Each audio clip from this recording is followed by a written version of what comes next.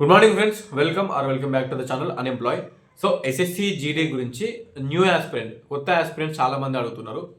అంటే ఆల్రెడీ ప్రీవియస్గా అప్లై చేసి ఎగ్జామ్ రాసి ఈవెంట్స్ అటెండ్ అయ్యి మెడికల్ దాకా వెళ్ళిన వాళ్ళు కానీ ఎగ్జామ్ రాసిన వాళ్ళు కానీ సో వాళ్ళకి తెలుసు. బట్ కొత్త వాళ్ళు ఎవరైతే ఉన్నారో చాలా మంది డౌట్ అడుగుతున్నారు. ఇప్పుడు మన ఛానల్లో రీసెంట్గా ఒక 2 వీడియోలు పెట్టిన దానిలో వచ్చిన కామెంట్స్ని బేస్ చేసుకొని అడుగుతున్నారు. కట్ ఆఫ్ మెయిన్గా మనకు కట్ ఆఫ్ అంటే ఏంటంటే ఇప్పుడు ఒక కేటగిరీలో OBC category, for example OBC కేటగిరీలో తెలంగాణలో బాయ్స్కి ఒక 100 పోస్టులు ఉన్నాయనుకో, వాళ్ళు ఏం చేస్తారంటే ఆ 100 మందిని తెలంగాణ ఓబీసీ కింద ఉన్న వేకెన్సీస్ని ఫిల్ చేస్తారు. బాయ్స్ 100 మందిని తీసుకుంటారు. ఆ 100 మందిని తీసుకున్నప్పుడు ఎవరైతే ఆ లాస్ట్ పర్సన్ 100% సెలెక్ట్ అవుతారో ఆ 100%కి వచ్చిన మార్క్సే cut off marks.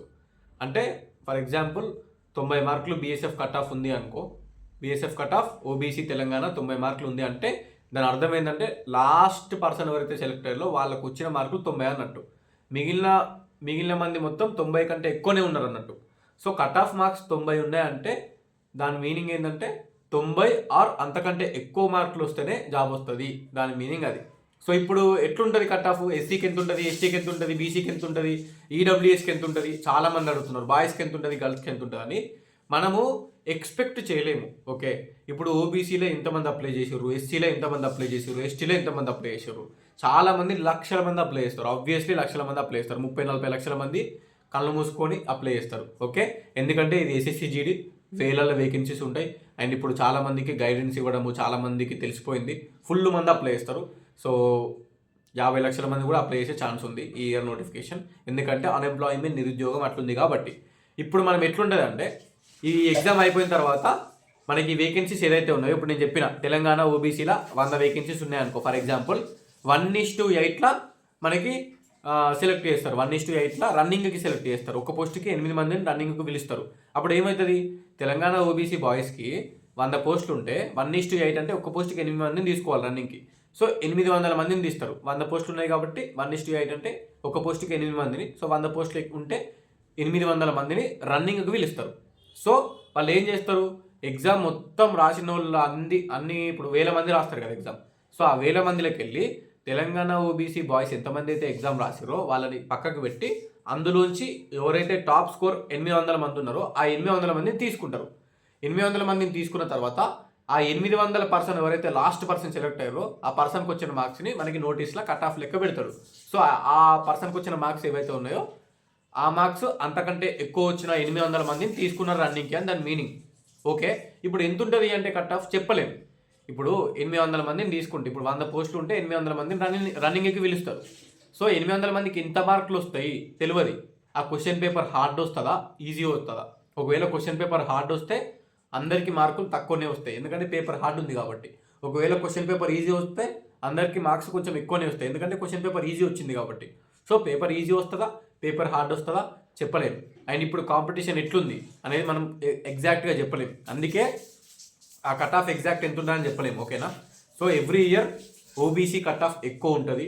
And OBC cut off కంటే ఎస్టీ వాళ్ళు ఎవరైతే ఉన్నారో ఎస్టీ కట్ ఆఫ్ ఇంకా ఎక్కువ ఉంటుంది. అండ్ నెక్స్ట్ ఎస్సీ వాళ్ళు ఎవరైతే ఉన్నారో ఎస్సీ క్యాండిడేట్స్ కట్ ఆఫ్ కొంచెం compare to OBC and ST కొంచెం తక్కువనే ఉంటుంది. సో ఈడబ్ల్యూఎస్ చాలా తక్కువ ఉంటుంది. మనం ఇక అట్లా దాన్ని బేస్ చేసుకొని మనం చూసుకోవచ్చు. ఎంత ఉంటుంది చెప్పలేము మనం cut off. Okay, OBC cut off కానీ ఎస్సీ కట్ ఆఫ్ కానీ ఎస్టీ కట్ ఆఫ్ కానీ ఎంత ఉంటుంది అని మనం ఎక్స్పెక్ట్ చేయలేము. ఓకేనా? సో ఇప్పుడు చెప్పిన దాని ప్రకారం అయితే ఎస్టీ కట్ ఆఫ్ ఫుల్ ఉంటుంది, ఓబీసీ కట్ ఆఫ్ దాని తర్వాత ఫుల్ ఉంటుంది, ఎస్సీ కొంచెం తక్కువ ఉంటుంది.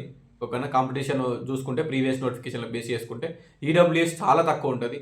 ఓకే, ఈడబ్ల్యూఎస్లో కాంపిటీషన్ ఉండదు. ఎగ్జామ్ కొంచెం తక్కువ మార్కులు వచ్చినా ఎగ్జామ్ క్లియర్ అవుతుంది, తర్వాత ఈవెంట్ మెడికల్ క్లియర్ చేసుకుంటే జాబ్ వస్తుంది.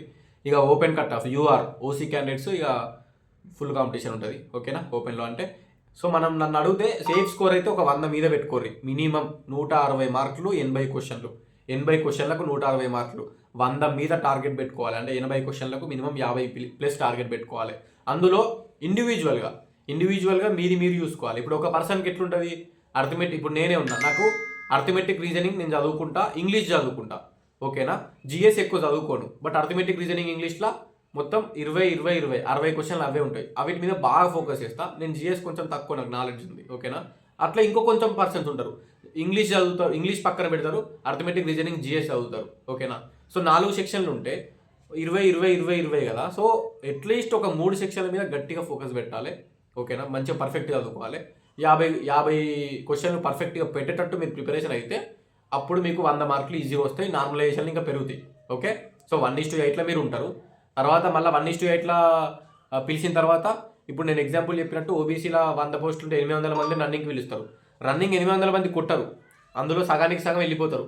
ఓకేనా, సగానికి సగం వెళ్ళిపోతే ఓ 200 మందో 300 మందో రన్నింగ్ క్లియర్ చేస్తే మళ్ళీ వాళ్ళందరికీ మెడికల్ జరుగుతుంది.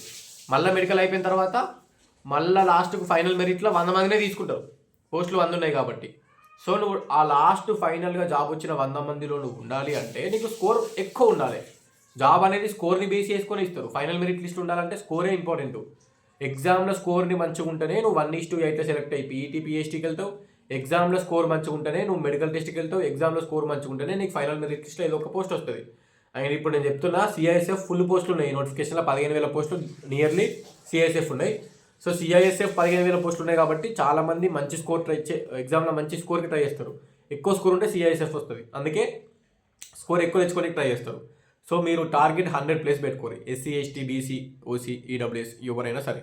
ఓకేనా, కేటగిరీ వైజ్ కాంపిటీషన్, ప్రతి కేటగిరీలో కాంపిటీషన్ ఉంది. ఎస్సీ అయినా ఎస్టీ అయినా బీసీ అయినా అందరూ చదువుతున్నారు. ఇప్పుడు అందరికీ అంతా తెలుసు, ఈవెంట్స్ మెడికల్ ఎగ్జామ్ ప్యాటర్న్ మొత్తం తెలుసు, అందరూ చదువుతున్నారు. సో నువ్వు కూడా చదువుతున్నావు. బట్ నీకెందుకు జాబ్ రావాలి అంటే నువ్వు గట్టిగా చదివి స్కోర్ ఎక్కువ తెచ్చుకొని ఎగ్జామ్ క్లియర్ చేసి మళ్ళీ 1:8లో నువ్వు పీఈటీ పిహెచ్డీ అటెండ్ అయ్యి అది క్లియర్ చేసి మెడికల్ క్లియర్ చేస్తే 1:1 జాబ్ ఉండాలంటే నీ స్కోర్ ఇంపార్టెంట్. ఓకే, ఎస్సీ అయినా ఎస్టీ అయినా బీసీ అయినా ఓసీ అయినా అందరికీ స్కోర్ ఇంపార్టెంటే. కట్ ఆఫ్ అందరికీ మంచిగా ఉంటుంది. బట్ కంపారేటివ్లీ ఎస్టీకి ఎక్కువ ఉంటుంది. ఎస్టీ తర్వాతనే నెక్స్ట్ ఓబీసీకి ఉంటుంది కట్ ఆఫ్, తర్వాత ఎస్సీకి కొంచెం తక్కువ ఉంటుంది. ఇక ఈడబ్ల్యూఎస్ అంటే అసలు లేనే లేదు జనాలు. ఈడబ్ల్యూఎస్లో మీరు బార్డర్ల మార్క్స్ 160కి 50 మార్కులు వచ్చినా జాబ్ వస్తుంది. మీకు 160కి 50 మార్కులు వచ్చినా జాబ్ వస్తుంది. ఇప్పుడు ఎస్టీకి బీసీకి నేను 100+ సేఫ్ స్కోర్ చెప్తున్నా, మీకైతే 50+ వచ్చినా జాబ్ వస్తుంది. ఈడబ్ల్యూఎస్ అంటే ఎస్సీ ఎస్టీలు కాదు, బీసీలు కాదు ఈడబ్ల్యూఎస్. ఓకేనా, ఈడబ్ల్యూఎస్ అంటే ఓసీ క్యాండిడేట్సే. ఓసీలో కొంచెం బ్యాక్వర్డ్ ఉన్న వాళ్ళు, పూర్ ఉన్న వాళ్ళకి ఈడబ్ల్యూఎస్ ఇస్తారు. అది ఓసీ వాళ్ళకి మాత్రమే ఇస్తారు. 10% రిజర్వేషన్, ఈజీగా జాబ్ వస్తుంది. ఎగ్జామ్ 50 మార్కులు బార్డర్ తెచ్చుకున్నా కూడా 160కి 50 మార్కులు తెచ్చుకుంటే జాబ్. సో అట్లుంటుంది ఈడబ్ల్యూఎస్. అది లక్ అన్నట్టుగా అది. సో ఎస్సీ ఎస్టీ బీసీలను పక్కన పెడితే ఓన్లీ ఈడబ్ల్యూఎస్ వరకు చెప్తున్నా. ఇక ఓసీ క్యాండిడేట్స్, ఓసీ అంటే ఓపెన్ ఫుల్ మార్క్స్ రావాలి. ఓకే, సో కాంపిటీషన్ అట్లుంది. ఎస్టీలో ఫుల్ ఉంది, ఓబీసీలో ఫుల్ ఉంది, ఎస్సీలో కొంచెం తక్కువ ఉంది, ఈడబ్ల్యూఎస్లో లేనే లేదు కాంపిటీషన్. సో ఇట్లా దీన్ని బేస్ చేసుకొని మనకు ఎస్సీ అయినా ఎస్టీ అయినా బీసీ అయినా మనంటే మనకు ఫుల్ కాంపిటీషన్ ఉంది. మనకు జాబ్ రావాలంటే 100 మార్కులు మీద తెచ్చుకోవాలి. అదే టార్గెట్ పెట్టుకొని అట్టే చదువుకోవాలి. ఓకేనా, ఇండివిజువల్గా కట్ ఆఫ్ ఎంత ఉంటుందని మనం చెప్పలేము. వన్స్ ఎగ్జామ్ అయిపోయిన తర్వాత 1:8లా లిస్ట్ ఇస్తాడు ఎంతమంది రన్నింగ్కి సెలెక్ట్ అయ్యారు అని. ఆ లిస్ట్ ఇచ్చినప్పుడు మనకు వాళ్ళు సెపరేట్గా ఒక నోటీస్ రిలీజ్ చేస్తారు. మనకి 1:8లా సెలెక్ట్ అయిన వాళ్ళు కట్ ఆఫ్ మార్క్స్ ఎంత అని లిస్ట్ ఇస్తారు. ఓబీసీలో బాయ్స్ గర్ల్స్, ఎస్సీలో బాయ్స్ గర్ల్స్, ఎస్టీలో బాయ్స్ గర్ల్స్ ఎంతమంది సెలెక్ట్ అయ్యారు 1:8లా, ఆ కట్ ఆఫ్ ఎంత పెట్టిండు మార్కులు, కట్ ఆఫ్ మార్క్స్ పెడతారు. ఓబీసీకి కట్ ఆఫ్ మార్క్స్ ఇంత 1:8లా, అంటే అంతకంటే ఎక్కువ వచ్చిన వాళ్ళకి 1:8లో సెలెక్ట్ అయ్యారు అని ఒక నోటీస్ రిలీజ్ చేస్తారు. అప్పుడు మనకు ఒక అర్థమవుతుంది అన్నట్టు డీటెయిల్గా. నెక్స్ట్ ఇయర్ మే వరకు అది వస్తుంది. రన్నింగ్ నెక్స్ట్ ఇయర్ మేలు ఉంటుంది అనుకుంటా. అప్పటి వరకు వస్తుంది. అప్పుడు డిస్కషన్ చేసుకోవచ్చు, మనం ఈజీగా ఐడెంటిఫై చేయొచ్చు. ఓకే, రన్నింగ్కి సెలెక్ట్ కానీ ఇంత కట్ ఆఫ్ పెట్టిండు అంటే మనకు ఫైనల్ మెరిట్లో రావాలంటే ఇంతకంటే 10-15 మార్కులు ఎక్కువ ఉంటేనే ఫైనల్ మెరిట్లో ఉంటాం అని మనకు అప్పుడు ఒక ఐడియా వస్తుంది. సో పేపర్ ఈజీ వస్తుందా, పేపర్ హార్డ్ వస్తుందా, దాన్ని బేస్ చేసుకొని కట్ ఆఫ్ పెరగచ్చు తగ్గచ్చు. బట్ సేఫ్టీ స్కోర్ 100 మీద తెచ్చుకోవడానికి ట్రై చేసుకోండి.